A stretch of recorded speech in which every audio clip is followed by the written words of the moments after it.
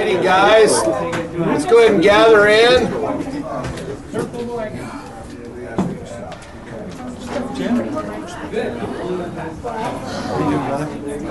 I heard you're back in town for a couple weeks. So, hey, how you doing? What's up? Good to see you, man. For the next 8 days. 8 days? Well, that's a long stint for you.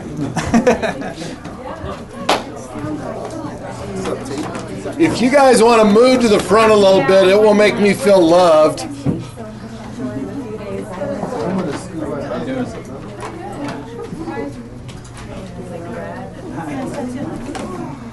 And then again, if you don't, I moved to the front. Apparently, I don't have any friends joining me. there are seats up here if you want to come this way. I'll let you. They're all hanging. You got two groups, fan one and fan two. Anybody sitting here? Okay, Chad, get them all. Goodness. This is like math class for 7th graders right here. Thanks a lot, Jim. Oh, yeah, I sat at the front of that, too, actually. I wouldn't be this close to the front. All right. Let's go ahead and get started with a prayer, okay? Father, I know many of us have had long days and maybe are a little frazzled at the moment. And yet, Father, at this moment, I pray that you'd help us to just focus in on you and focus on the fact that your word is powerful and that you have given us the power through it to make tremendous changes in our lives. And Father, it seems the older we get, the longer the race seems. And yet, Father, we realize that we're closer to the finish than we've ever been. And so for that, we are grateful and thankful for your grace and your love. It's in the name of your Son, Jesus, we pray. Amen. Amen. All right.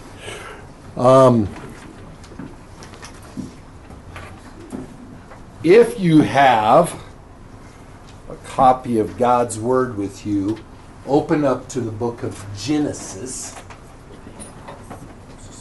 chapter 16.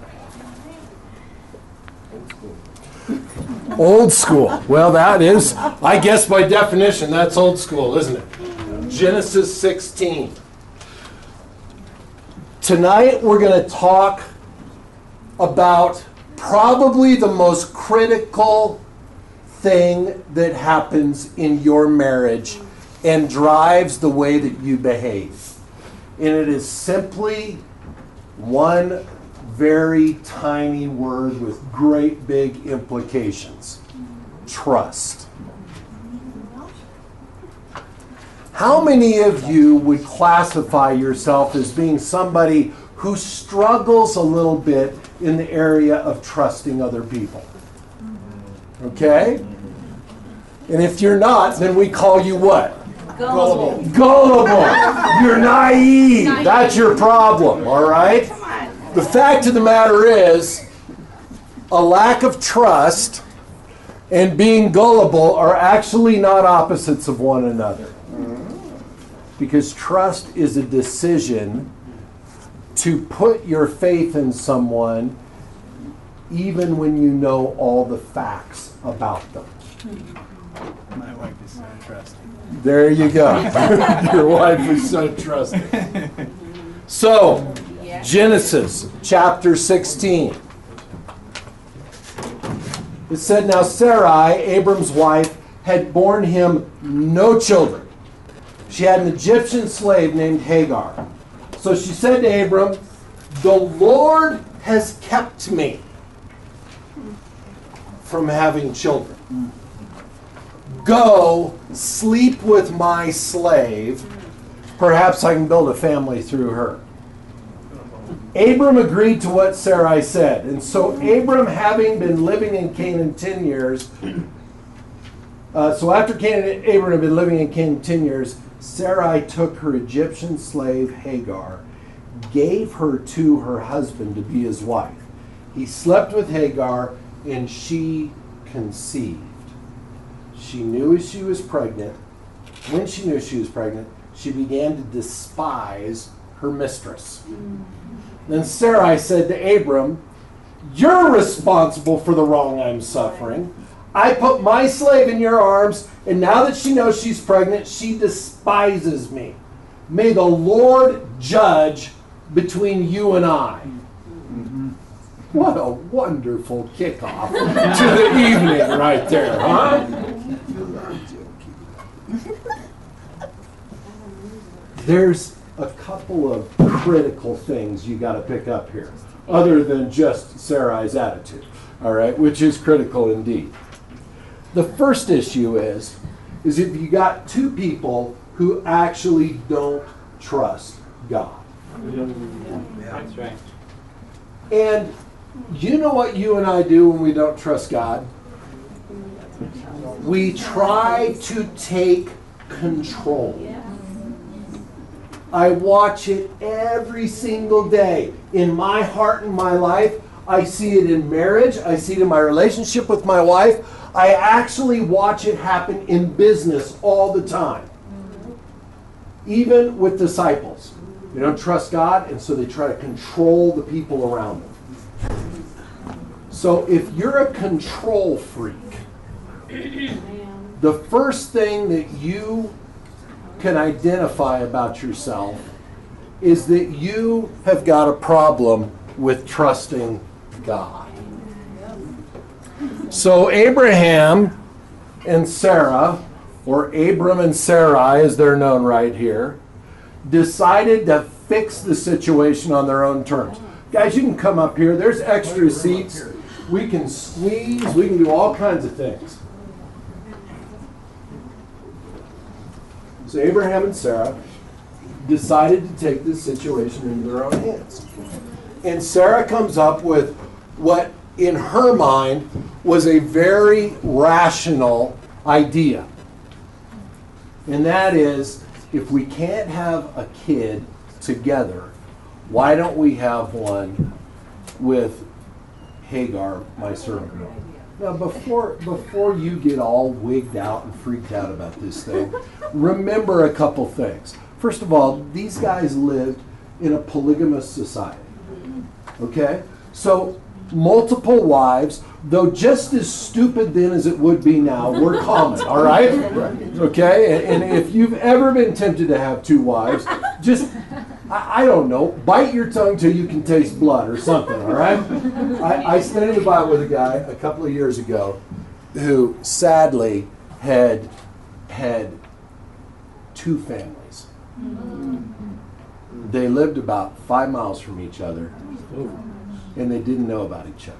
Wow. And the husband had gotten this woman pregnant in an affair, decided that the stand-up thing for him to do was to pay for those kids. He's a wealthy guy. And to pay for those kids, and they're growing up, the child, and then he had a second child. And what he would do is his wife thought he left for work every morning at 7:30 or at 6:30 a.m. But in fact, what he was doing is he never got to the office until 9. He would get up at 6:30, drive 15 minutes away to the home of the second woman, who obviously knew the first family existed. He would spend a little bit of time with the kids, get them ready to go, and he'd drive them to school, where he paid the tuition at a private school, I might add. And then, at about 5 o'clock at night, he's a CFO of a large publicly traded company in Asia. He would zip back home and do homework with his 2 younger daughters. His older daughters were grown, off to the U.S., and one's a medical doctor in New York City, the other one lives in D.C. And he would raise these 2 little kids with his second quote-unquote wife. And about 8:30, 9 o'clock, he would come home and say to his wife, who obviously life had been disconnected from for a long time, "Boy, it's a tough day. A long day at the office." There was zero trust in the situation. And when trust is lost, we try to take control. And that's exactly what happened. And so then, surprise, surprise, it caused a big conflict between Abraham and Sarah. Marlene's going to share about this a little bit more specifically. But when you lose trust in a situation, you develop a couple problems. The first problem you develop is what I call FOMO. You know what FOMO is, don't you? FOMO is an acronym. It's the fear of missing out. You're always afraid that you're going to miss out on something. You don't trust that things are going to work out, so what do? You try to take control of the situation. We fear missing out, and the second thing most of us fear is we fear pain. It drives how we behave ourselves in the workplace. It drives how we behave ourselves in our relationships with other people, and more than any place else, it drives how we behave ourselves with our spouse. So Marlene's going to share about that for a moment. Well, it's good to be with all of you again. It's been a few weeks, and hopefully the classes have really moved your hearts. And so I wanted to pick up here and just talk about Sarai and her response, because to be honest, as I was studying this, and actually just before dinner, I was sharing with Christina and Jim this lesson, and I thought, I'm really embarrassed to even share with all of you, because I'm so much like Sarai here.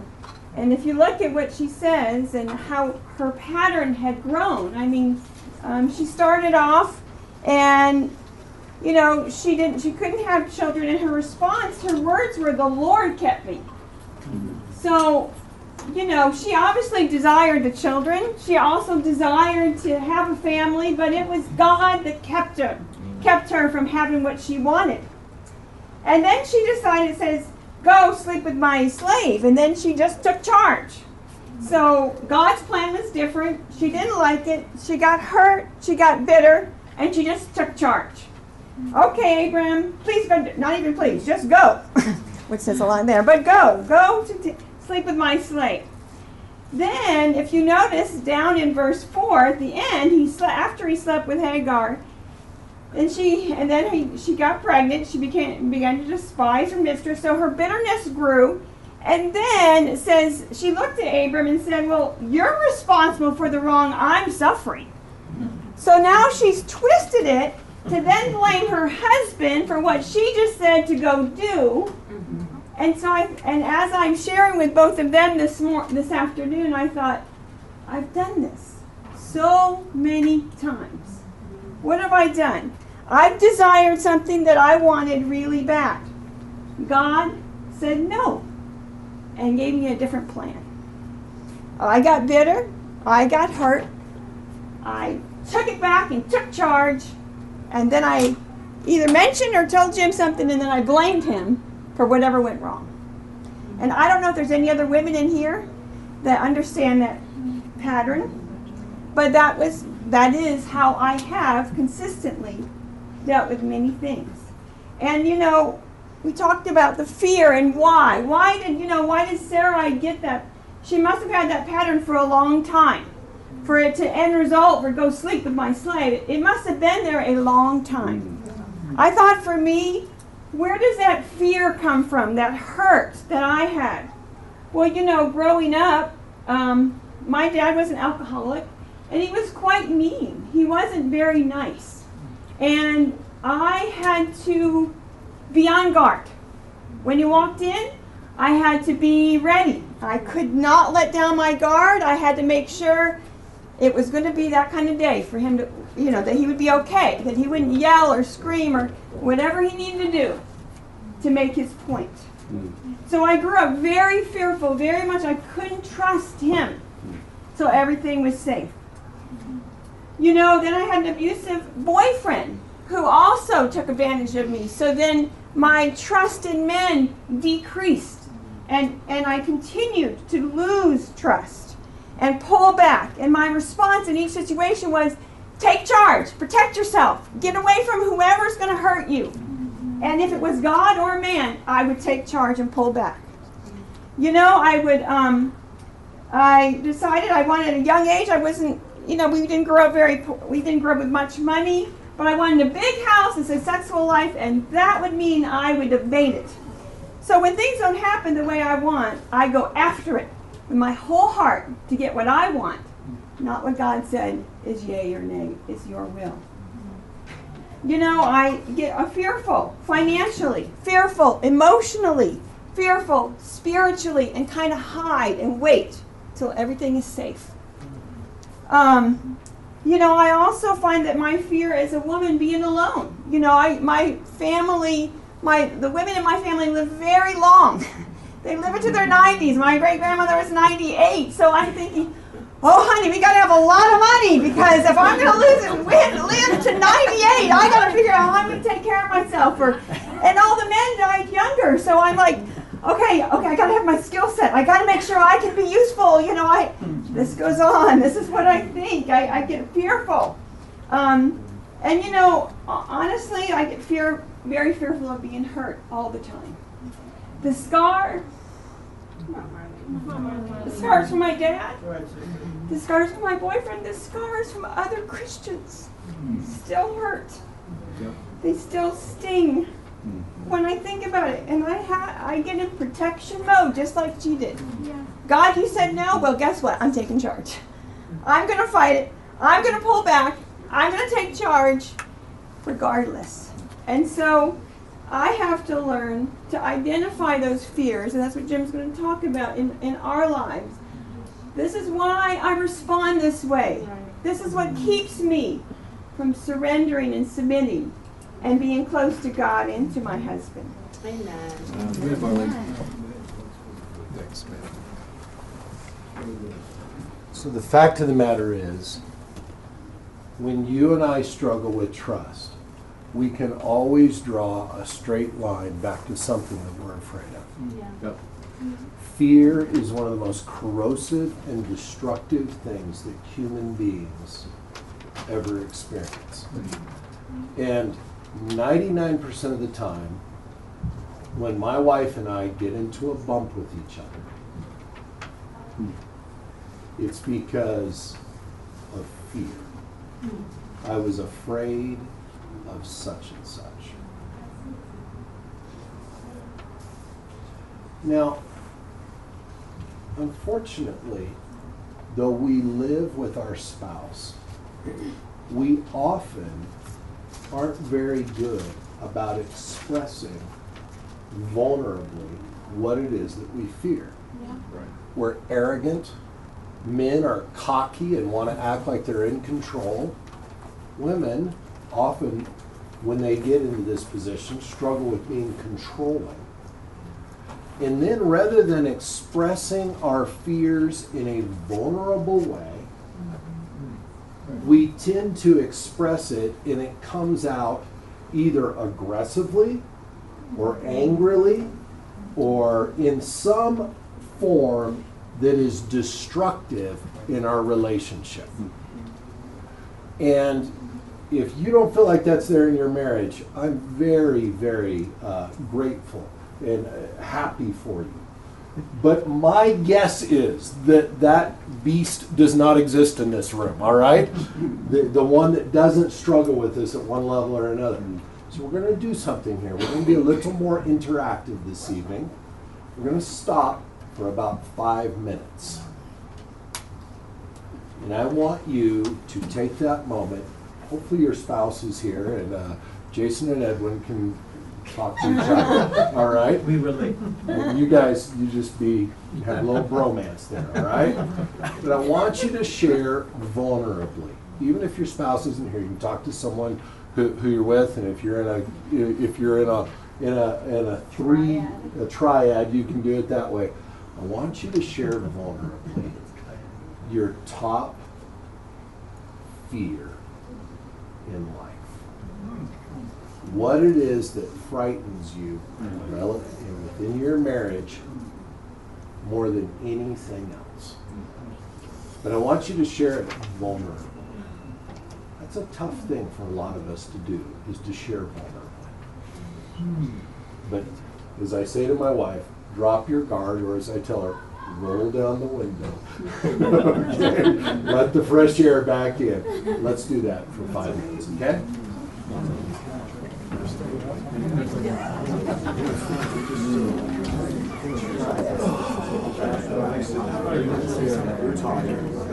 That's just not gross.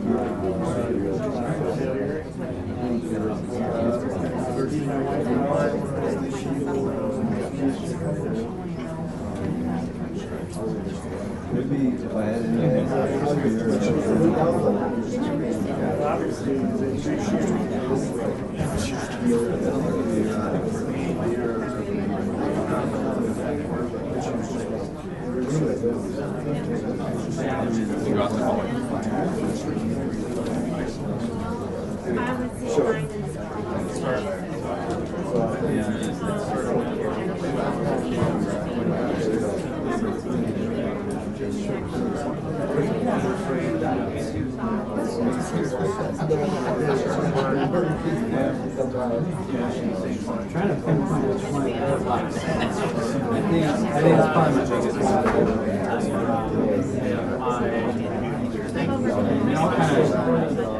All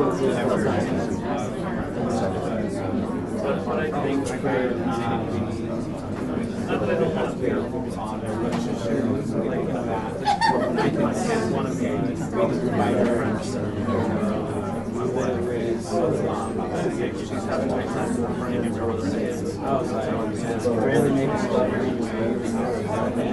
I don't want to do this. I just want to get good. You know, so that really with a lot.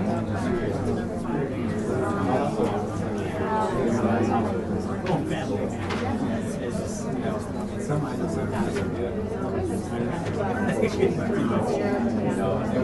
oh, it says the husband to his mother and his wife.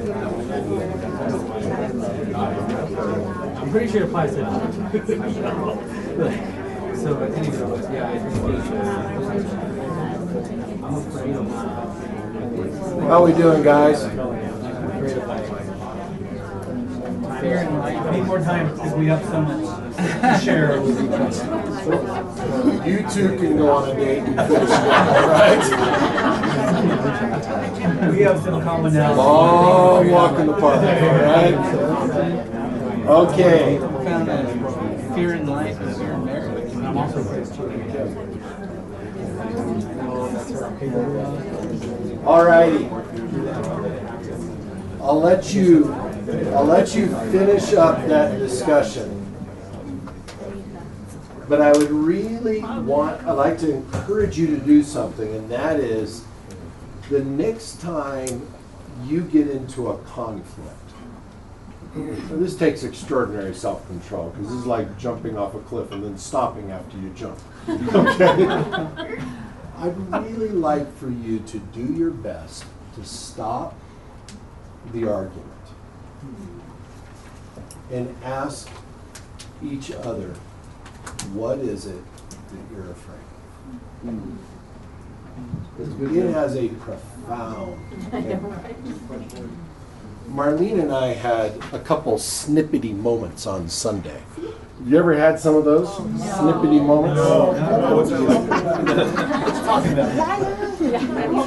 And We're perfectly pure. I was struggling to understand the source of the aforesaid conflagration, and I said, sweetie, what is wrong? It's just, and it all, it was, in logic there's something called a red herring. You know what a red herring is? It's where they drag a fish across the scent of the person so that the bloodhound will follow the fish instead of the person. And the thing that kept coming up, I just felt deep in my bones had nothing to do with the problem. And finally we sat down on the couch after church and I said, what is going on? And she looked at me and she said, "It was this morning at breakfast." And I'm thinking, what in the world happened at breakfast this morning? I thought, I didn't do nothing wrong. I really didn't. I was okay. We had breakfast on Sunday morning with a couple that I'd studied the Bible with the guy and married them years and years ago. And he's just a great brother. They live out east. And they were driving on family vacation. And they drove like 6 hours out of their way to swing through Denver to just have breakfast. And I was really touched. I thought, wow, that's either bad judgment or great loyalty or both. And so, and the brother had called me last week and said, "So what are you doing through life?" And I said, "Well, you know, our youngest is in high school, and when she graduates, you know, then we're going to make a decision. I don't know what we'll do. I don't know if we'll move or what'll happen. We'll see what happens after that happens." So the sister sits down with Marlene at breakfast and goes, "So I heard you're moving as soon as Christina graduates." That was not a good lead-off comment. And I was like, "Elizabeth, I'm going to hunt you down and smack you in the side of the head." And Marlene said, "It scared me." And it set her off for the whole rest of the day. Yeah. Now, just take a deep breath. We ain't going nowhere in 3 years that we know of. But we've learned not to draw lines in the sand with God, because every time we do that, he goes, "Oh, you won't, will you?" And that's usually the way that works out. Now, I've tried that for years by saying I will never move to Hawaii, and it still hasn't paid off. So. But we're continuing on that, drawing the line in the sand on the whole Maui thing. But I don't know why that hasn't worked yet. Genesis 18, verse 10. Then one of them said, of the two angels who showed up to talk to Abraham, "I will surely return to you about this time next year, and Sarah, your wife, will have a son." Now Sarah was listening, Genesis 18, verse 10. Sarah was listening at the entrance to the tent, which was behind them. Abraham and Sarah were already very old, and Sarah was past the age of childbearing. So Sarah laughed to herself as she thought, "Am I worn out and my Lord is old? Will I now have this pleasure?" And the Lord said to Abraham, "Why did Sarah laugh and say, 'Will I really have a child now that I'm old?' Is anything too hard for the Lord?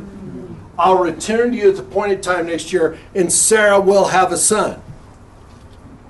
Sarah was afraid, so she lied and said, "I did not laugh." These are the patriarchs of our faith right here. I might have to, right? But he said, "Yes, you did laugh." I mean, this is like two kids right here. You took my thing. I did not. Yes, you did. That's about what's going on right here. Now, except the Lord was on one end of it, so don't get in a fight with the Lord. Let me tell you what happens to you and I when we are fearful of something and we lose trust and we don't deal with it in a timely and righteous fashion. We get cynical and we get embittered. That's where Sarah was at. And cynicism and bitterness can grow in your heart, in your relationship with your spouse, if you don't deal with it, and in all your relationships, I might add. And it does not go away, right? I had a brother say to me here several years ago about some situation. Somebody got ticked off at him. And he said, don't worry about it. They'll get over it. And I was deeply bothered by that. You know what the scriptures say? If you know your brother has got something against you, leave your offering at the altar. Get off your sorry tale and go resolve it now. You know what? A lot of us don't think that applies to us. We say, well, there's a practical side to this. So-and-so's not ready to talk yet. And we handle things that way with our spouse. Now, there is a time and a place for us to give our spouse a little bit of breathing room. And if you don't understand that, you'll figure it out the hard way by putting your hand on that hot stove. All right? But you know what?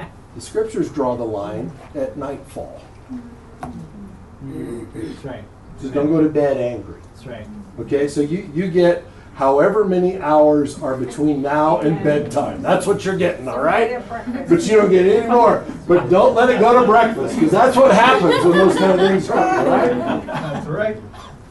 And so in our relationships, we get bitter and cynical when we don't address something in an expeditious fashion. Yeah, true though. That's exactly where our friend Sarah was at right here.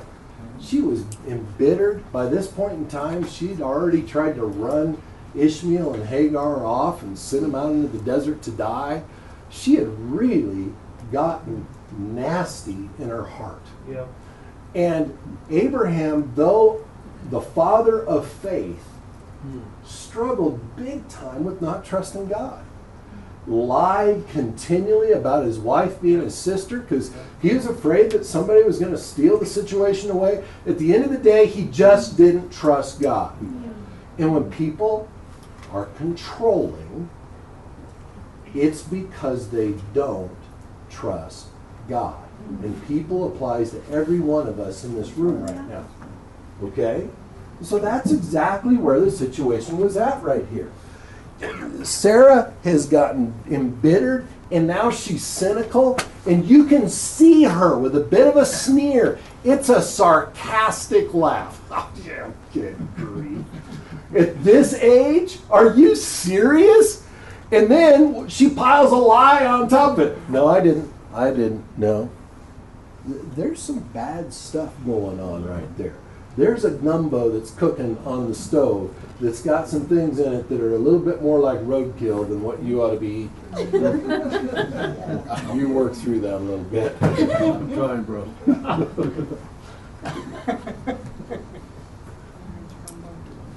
The reality of it is,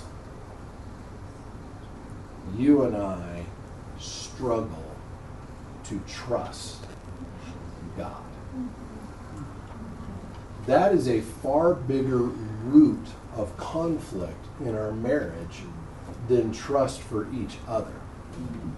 You know, Marlene and I personally went through some pretty bumpy times over the past 4 years, where we got to the point that we were just flat terrified of what was going to happen with our future. We'd made a commitment. We've made a commitment to the churches in Southeast Asia. We've made a commitment to our daughter not to pull her out of high school, to let her go all 3 years of high school at one school. But the amount of money we needed was like this, and the amount we had was like that. And we were terrified. And we had spent our entire retirement.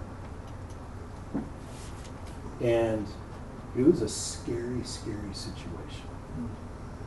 And you know what happens in a marriage when you get to that point is you turn on each other. Yeah. And that's exactly what happened with us. We were terrified. And so then we began to blame. Marlene said, you dragged us all the way over here to this God-forsaken country. She didn't say God-forsaken, but I think she meant it. Okay. And there we were. Now, see, that'll get me in trouble right now. Right there,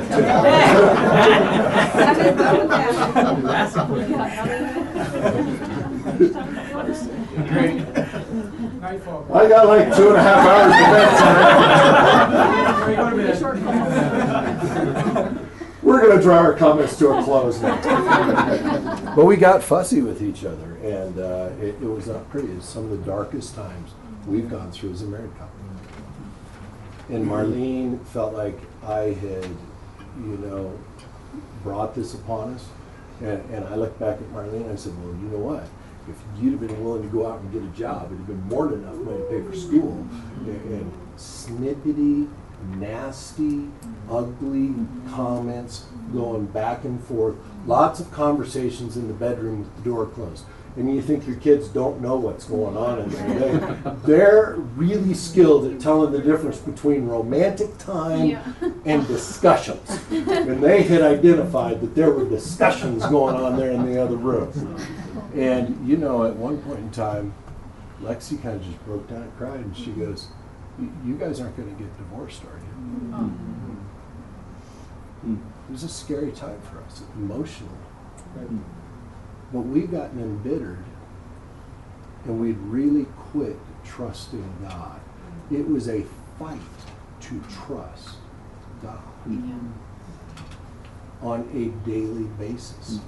And we had to force ourselves to get down on our knees again and again and cry out to God in prayer. That's right.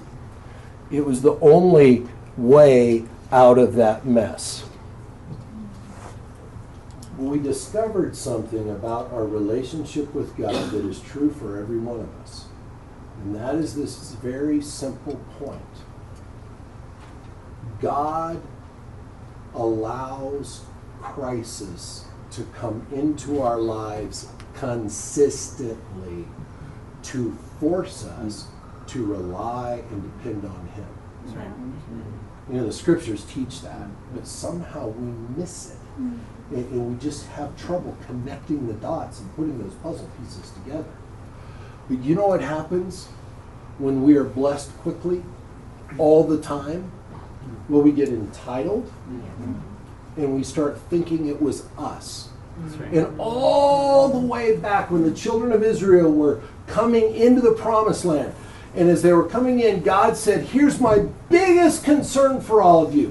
When you move into houses you did not build and eat from vineyards that you did not plant and live off crops that were not your own, you will forget me and start taking credit for it yourself. It is the greatest danger. It's why the psalmist said, you know what? Don't let me go too poor because I'll get embittered and curse you. But, probably I shouldn't get too rich either because, you know what? This is why Jesus' prayer was, give me my daily bread. And the whole point of the children of Israel collecting the manna and not being able to collect more than one day's worth, that's not a reason for you not to have a savings account. But Greg Jackson can lecture on that at end. But the challenge for us is to trust God in every situation. But when you and I do not do that, we enter into one of two things. You come to a fork in the road with this every time in your life. In your marriage, you come to a fork in the road. And let me tell you what the challenge is. You will either move into desperation or you will move into devotion. Simple as that. It is the only two exit ramps from a crisis. And desperation always leads to bitterness and conflict. And so you and I are forced to get into a position where we get devoted to God. So, Genesis chapter 21.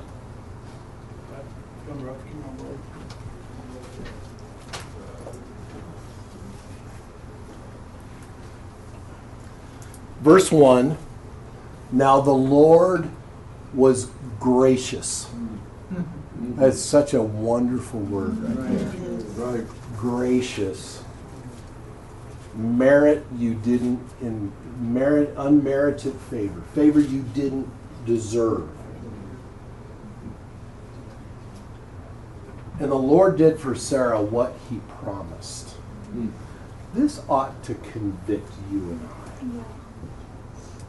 I believe, I want us to stop here for a moment before we move on this topic of faith.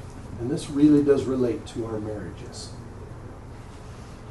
Sometimes you and I believe that our lack of faith has cursed us. I don't so much struggle personally with thinking God is not able. I struggle with wondering whether God is willing. And the reason why I think he wouldn't be willing to bless in my life is because of me. I think I'm such a knucklehead. I've blown it so frequently.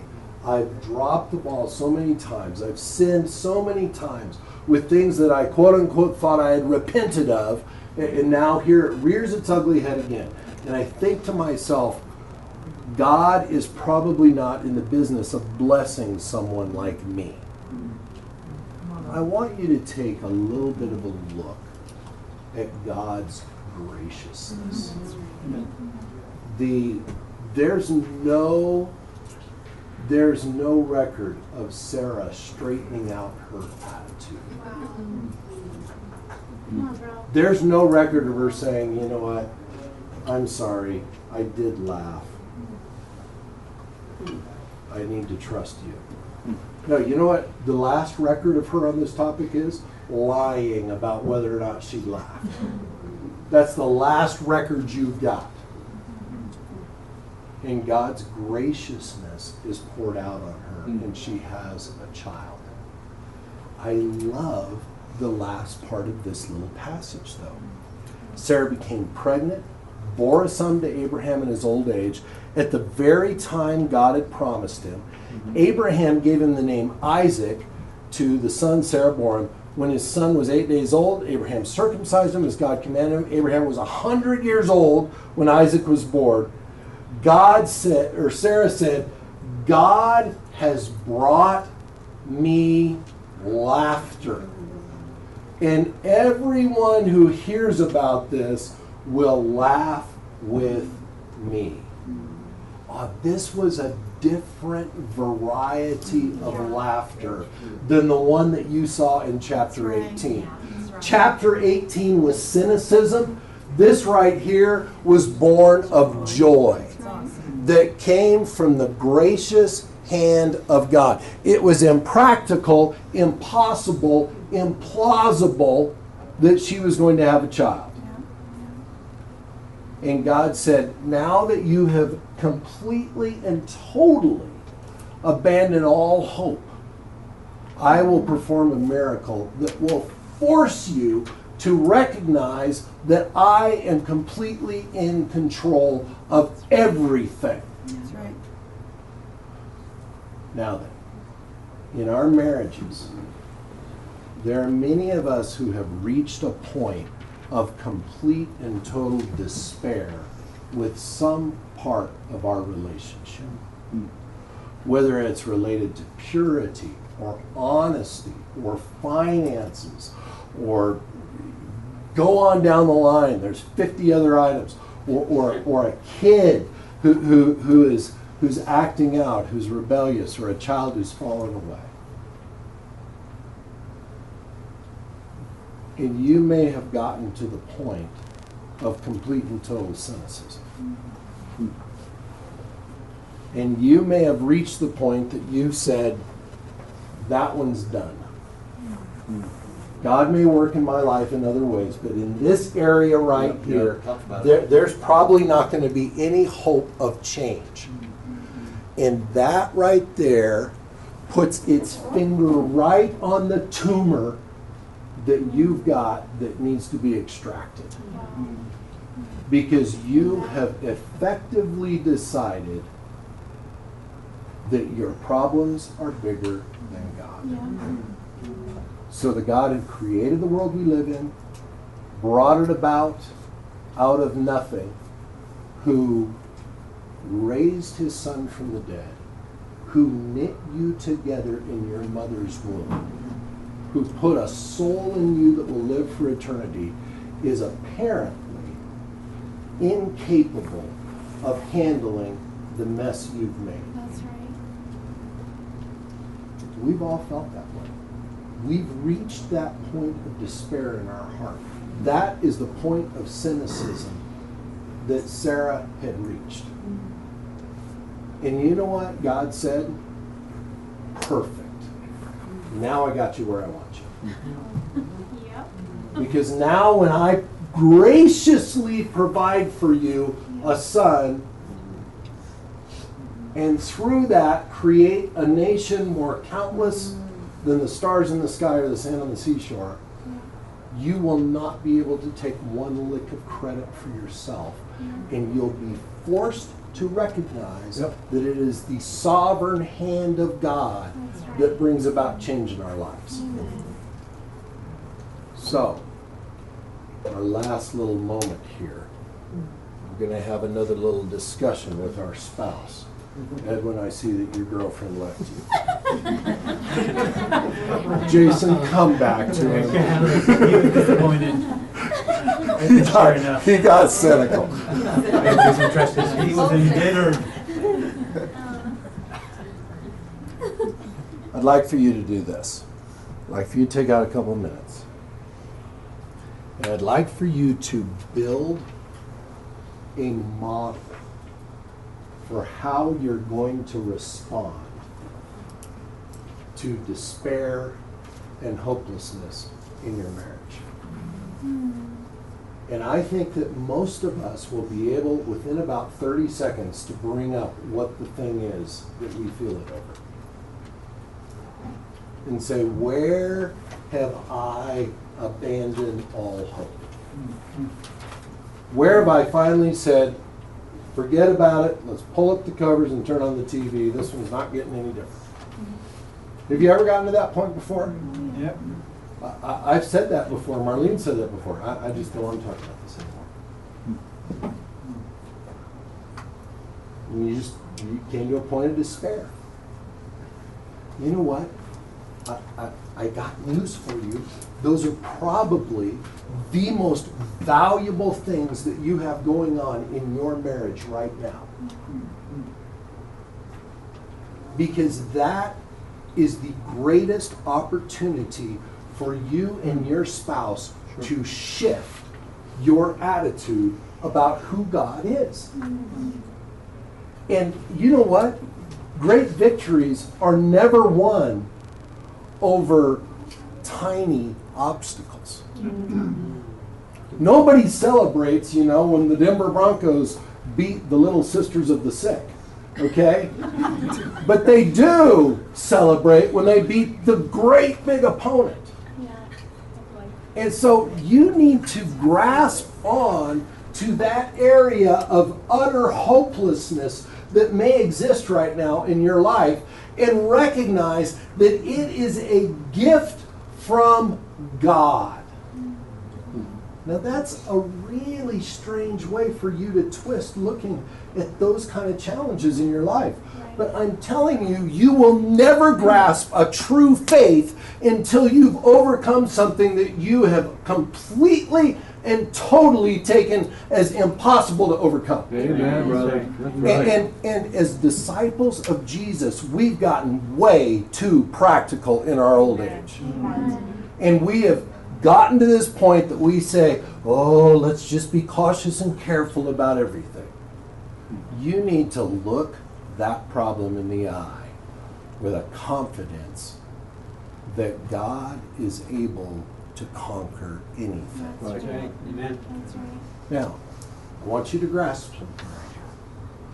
Paul said he prayed 3 times for the thorn in his side, or in his flesh, to be taken away. And on the 3rd time, God said, we're done. Don't bring it up again. Okay? He was in the back seat and he kept on saying, are we there yet? Are we there yet? And finally, God turned around and said, enough. We'll be there when we get there. But he said, my grace is sufficient. And God used that thorn to literally turn him into the person he wanted him to be. Amen. So, before you look for a big bag of pixie dust to make all of your problems go away, I want you to recognize that maybe the challenges are there specifically to mold, shape, and create you as a different person. So, I want you to sit down with your spouse now for your last, what is the spouse name? 5 minutes. There we go. There's 8:15. Is it 8:15? Great. So we got 15 minutes. That's perfect. And I want you guys to construct a model with each other for how to approach this. You know, Marlene and I have done this. We, the majority of the time, we fast on Mondays. We pray specifically about our children. We pray about our finances. We pray about our career. You know, guys, I was desperate before I came back to the U.S. I didn't know what was going to happen.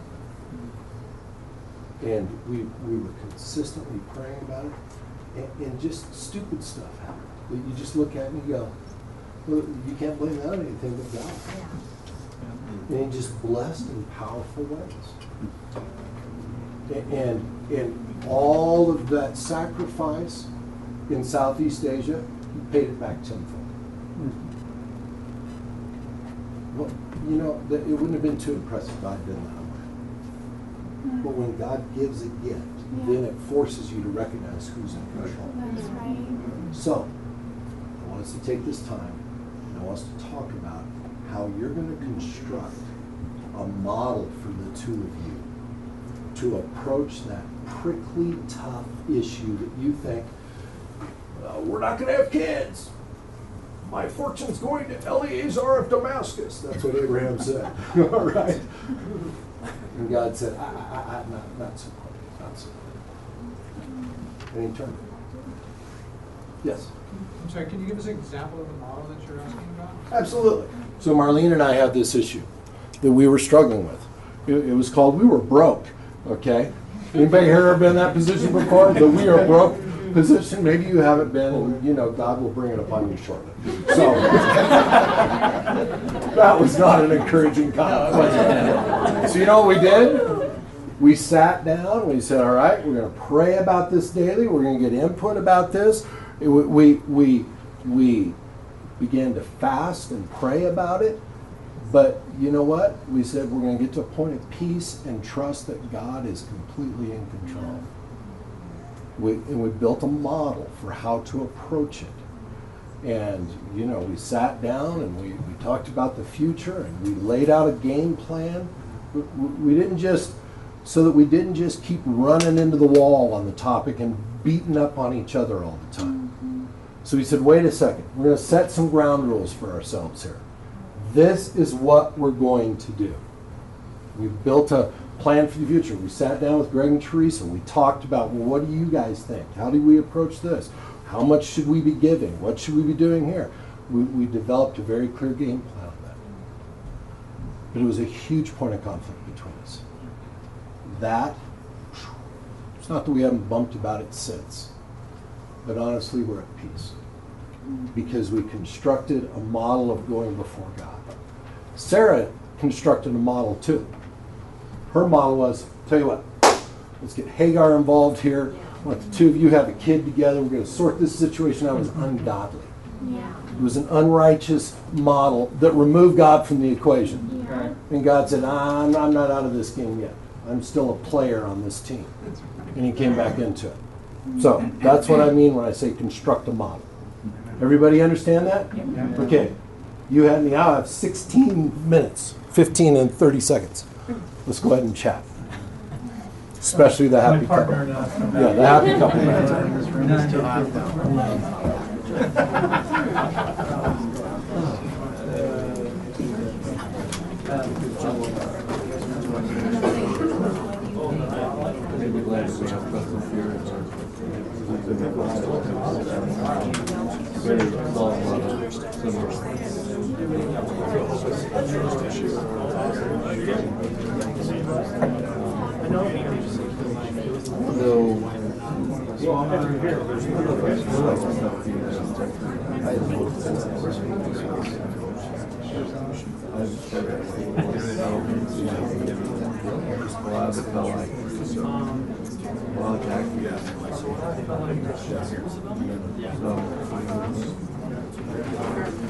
Let me just say one thing before we go.